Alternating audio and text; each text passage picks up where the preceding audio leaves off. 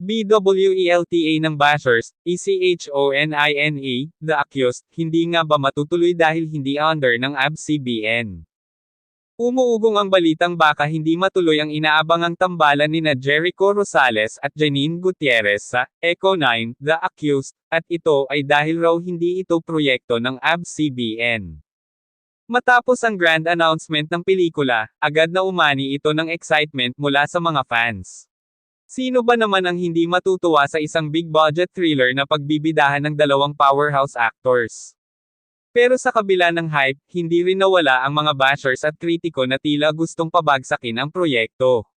May ilan na nagsasabi na baka mahirapan itong lumipad dahil hindi ito produced ng ABS-CBN, kung saan parehong homegrown talent sina Jericho at Janine. Wala namang kapamilya support, paano yan? Hindi kasi Star Cinema, kaya baka di sumikat. Sayang. Sana ABS-CBN na lang ang nag-produce. Sa kabila ng mga espekulasyon, walang kumpirmasyon na hindi na matutuloy ang pelikula.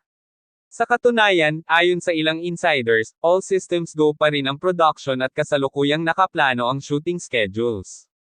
Higit pa rito, hindi naman bago para sa ABS-CBN stars ang gumawa ng proyekto sa labas ng network.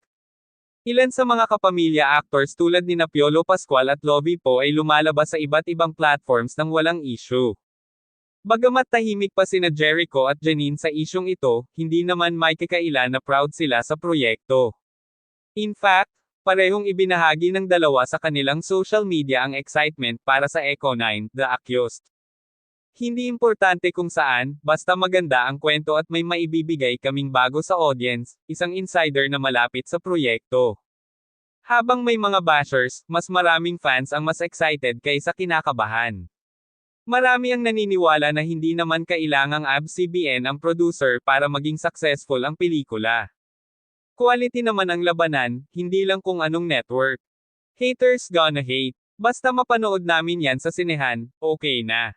Janine at Echo. Iconic na agad yan. Sa kabila ng mga intriga, mukhang tuloy na tuloy pa rin ang Eco9, The Accused. Hindi pa man ito napapalabas, ramdam na ang init ng reaksyon ng publiko.